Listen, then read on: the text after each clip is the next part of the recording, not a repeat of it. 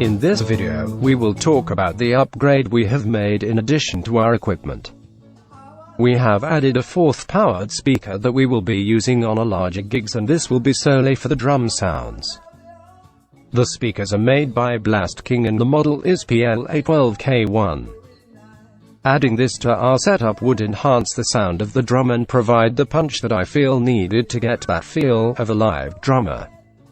I have chosen this type of speaker due to its design. The brand is not as popular as the one that we commonly see and heard.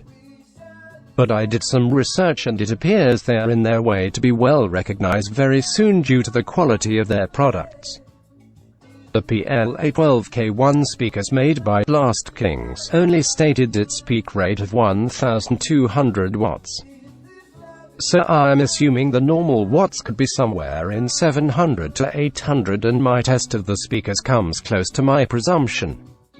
In this strategic concept, we have also added a drum module that will produce a separate MIDI drum sounds. You see, the current MIDI player we have, which is the Roland BK7, generates the sound of all the instrument that was incorporated on the song. Although I have adjusted all the volume on each instrument to get the right mix, but the drums part is well mixed with the master volume, which is pretty good, but from time to time I would like to feel that drum beat like a real drummer playing behind a saw at my left side. This is why we have added a Alesis SR16. It is an old model drum module, but I find that it quite maintains its reputation as one of the best drum module based on what I have read so far. I have set up my Roland BK7 to pass through the MIDI notes to the Alesis SR16, and since this drum module only read drum notes, I did not have no problem in setting things up with the exception of some minor notes alignment.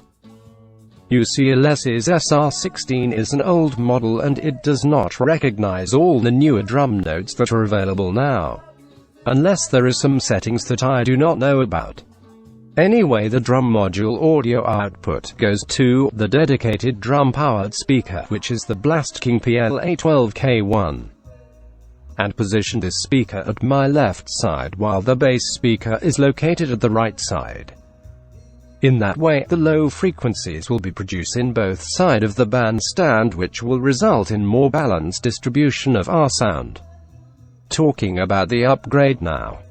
I have purchased a new mixer called Zoom LiveTrack L8 to replace our PV mixer. As I mentioned on my first video that we have the PV mixer for about 20 years now and still doing its thing with no problem at all, but the reason I have upgraded to Zoom L8 mixer is because of some capabilities that I don't have on the PV mixer. We have been wanting to record our live music gigs so we can use the recording for various reasons such as promotions, video uploads, and to identify parts that needed to be modified or improve. I have seen several mixer with recording capability like the QSC digital mixer, but they are more expensive as they do have more capabilities and functions. But the Zoom L8 is good enough for us, as you know. There are pros and cons of any music equipment that you may buy, and the way I see it is that you cannot have all the pros in one system. Now, by using the Zoom L8 we can plug our instrument directly to the mixer and just set the record function, and we can go on and play our music, and we will have the recorded live performance stored on SD card to listen at later time. Another thing that I do like about this mixer is that I can have a set of mixes including effects stored in the system, and it can be recalled when needed. This is a nice option as we can customize certain effects needed for a particular song, and it helps to sound more just like what the artist recorded. I would like to talk more about the Zoom LiveTrack L8 on another video, as there are a lot of interesting things that I can share with you. Until then.